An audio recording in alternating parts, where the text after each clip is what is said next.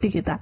Tetapi kenapa makin lama makin tua, seperti umur mahasiswa saya itu sekarang, atau kita sebagai dosen, kok kita tidak memiliki tingkat curiosity atau keberanian atau kepercayaan diri seperti yang dulu waktu kita dilahirkan, ya. Itu kenapa? Karena ada beberapa memang keadaan yang dipentaskan kepada kita yang membuat kita menjadi demikian. Nah, bukan sesuatu yang jelek, tapi itu just a culture. Now, do we want to keep it? Kalau kita lihat kemajuan di depan, saya rasa kalau kita tidak bisa mandiri dalam belajar, tidak bisa punya inisiatif untuk baca dan bertanya dan mencari, maka kemungkinan besar anak-anak kita nanti dalam berkompetisi, kompetisi dalam bidang pekerjaannya dimanapun, akan sulit. Nah, jadi SCL ini memang dibawa ke Indonesia jelas menyebabkan terjadinya perubahan paradigma. Ya, perubahan paradigma artinya perubahan cara pikir, perubahan kebiasaan. Baik itu perubahan di sisi mahasiswa dan juga perubahan di dosen, juga perubahan dalam cara memanage proses pembelajaran, manajemen. Ya. Kalau itu mencakup perubahan dan perubahan itu berusaha sikap, maka tantangan-tantangan tadi dikatakan itu menurut saya wajar. Wajar, dan anggaplah itu sebagai tantangan yang secara bertahap kita coba atasi. Jadi kalau ditanya apakah SCL UI bisa plug dipakai di Unhas, saya mengatakan cara berpikirnya sebaiknya tidak demikian. Karena SCL di UI Fakultas Psikologi saja, kalau dipindahkan SCL di Fakultas Ilmu Budaya misalnya, lebih lagi program studi bahasa Prancis misalnya, itu tidak bisa 100% juga plug. Kenapa? Karena itu harus juga mengikuti karakteristik dari dosennya, karakteristik dari mahasiswanya. Tetapi unsur-unsur yang generik dari SCL harus ditangkap. Misalnya SCL itu generiknya adalah bahwa mahasiswa bertanggung jawab atas proses belajarnya, bukan dosen. Nah, unsur itu bisa dipindahkan, entah itu dari UI ke Unhas atau dari UI Psikologi ke program studi antropologi. Itu. Jadi kuasai dulu SCL itu generik konsepnya apa, tetapi nanti menerapkannya itu saya minta untuk tidak mengcopy blend begitu saja, tetapi dimodified, ya, dimodified. Nah, pendiam. Jadi culture itu bisa misalnya pendiam. Kita ini seperti mahasiswa yang saya lihat di sini, yang berjaket kuningnya hebat, ya. Tapi begitu ada pertanyaan apa tidak, gitu ya. Semua nggak ada yang nengok, semua belaganya nyatet, itu biasa begitu, ya. Dan semua mengatakan saya pendiam. Tapi begitu keluar berani sekali. Ya. Jadi itu memang kita, that's us, that's our students, gitu, ya. Itu ada bertanya. Banyak sekali dari teman-teman atau dosen pun seringkali tidak mau bertanya. Betul. Ya. Tapi dalam SCL itu kita coba untuk menyadarkan pada mereka tadi. Kalau Anda mau meningkatkan your knowledge, you have to participate maximum. Gitu. Ya. Jadi kalau tadi ditanya, apa yang harus dipersiapkan pada mahasiswa?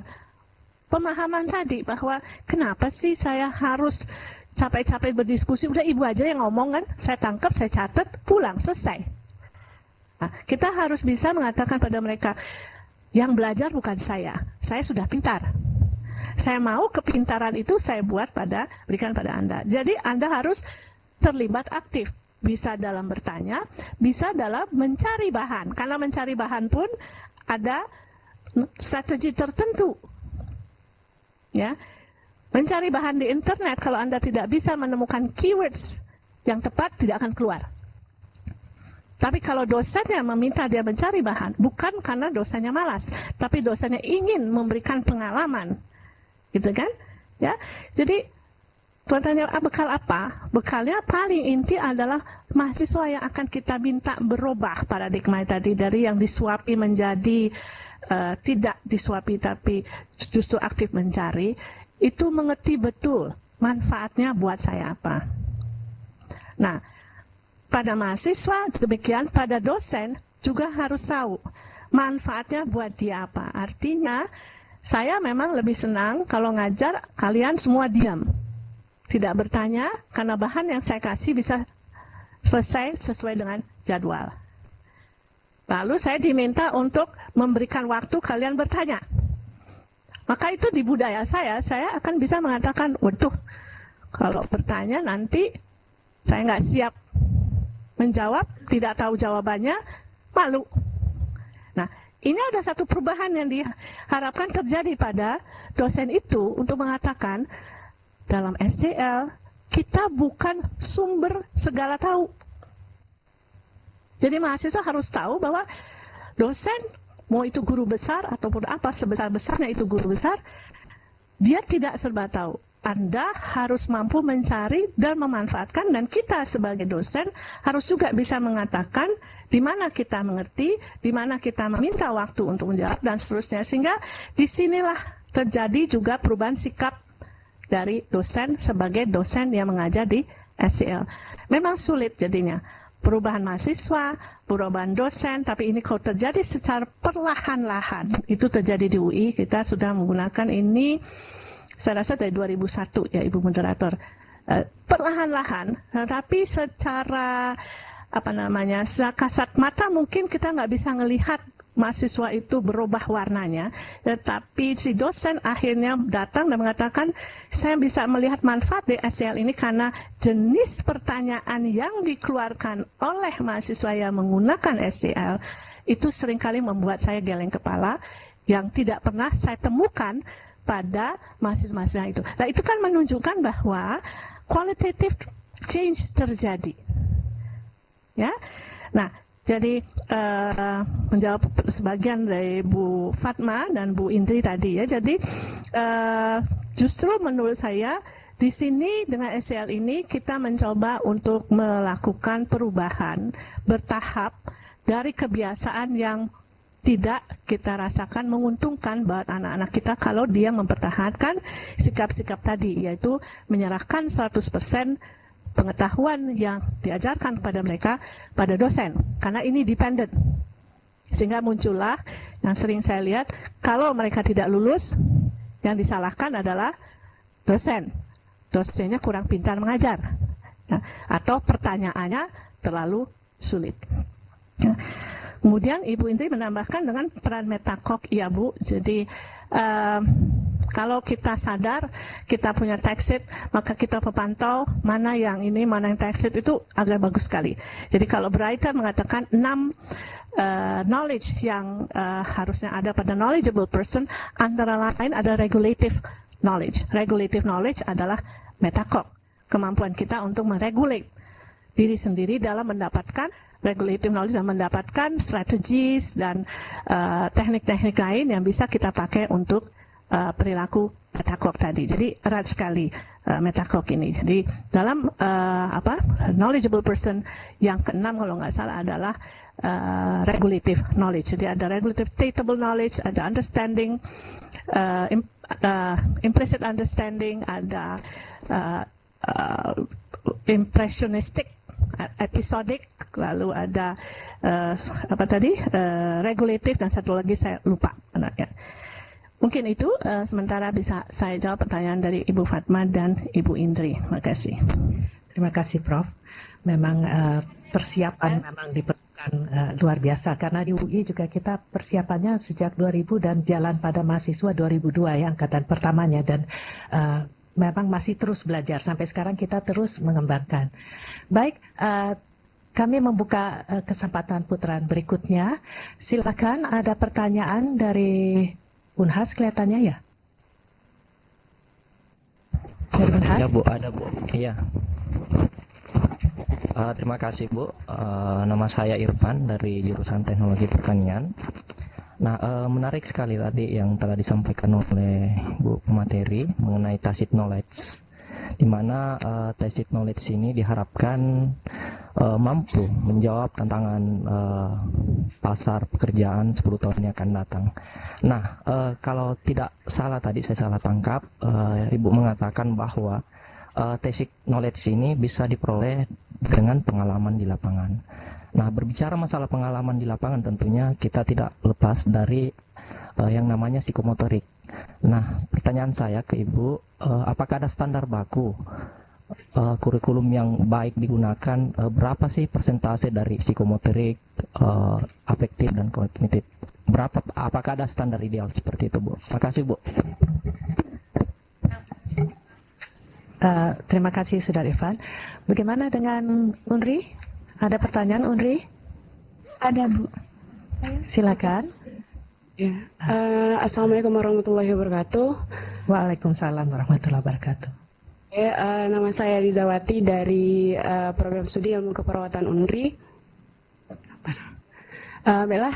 Tadi ini masih berkaitan juga dengan student centered learning tadi yang ini juga masih menjadi dilema bagi kami mahasiswa seperti itu. Seperti yang telah digambarkan oleh teman dari Unhas tadi, bahwa ini merupakan suatu perubahan bagi kami juga, bagi dosen, dan juga bagaimana manajemen itu sendiri untuk melakukan perubahan student centered learning. Yang menjadi satu pertanyaan atau suatu kesulitan bagi kami mahasiswa itu kadang kami berpikiran bahwa sistem pendidikan di Indonesia ini terus mengambil dari luar, dan mahasiswa selalu dijadikan sebagai mungkin bahasa ininya kelinci percobaan, bahasa labnya mungkin seperti itu, dan ini menjadi suatu kesulitan juga bagi kami untuk beradaptasi dari misalnya kan kalau mahasiswa baru itu berusaha untuk bertanya kepada senior-seniornya yang lama, sementara mungkin sekarang sudah berubah metodenya, itu membuat kami kadang kesulitan untuk menerima perubahan. Selain itu juga sebenarnya dari SD sampailah sekarang di perguruan tinggi, sistem yang dulu itu memang selalu dimasukkan seperti itu.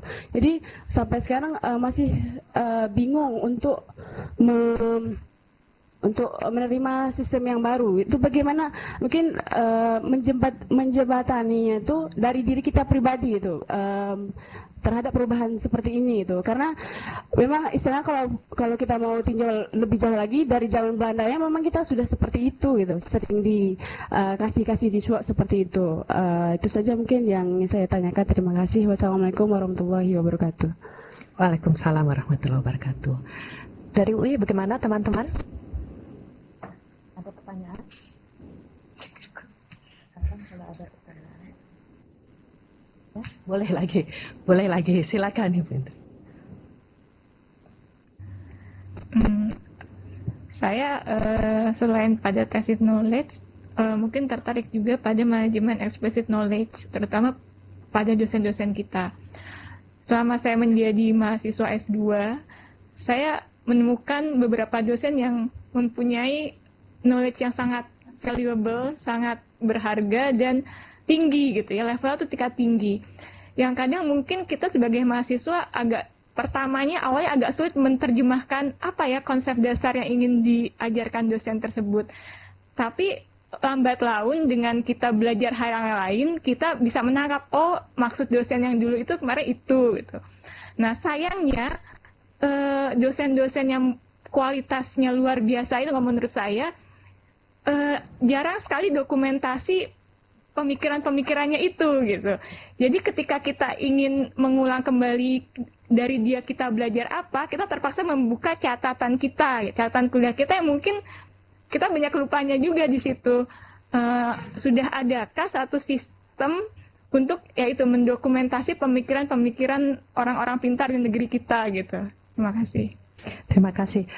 Saya ingin mungkin karena jaket kuning ini mahasiswa kita datangnya terlambat sehingga sulit masuk. Tapi sebetulnya banyak sekali sumbangan yang bisa disampaikan bila Anda menceritakan, Anda kan yang ikut mendapat PDPT kan?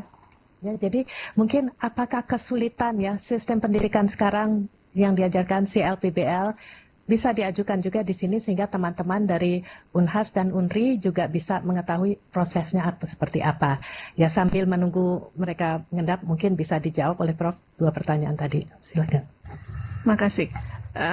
Saya nggak tahu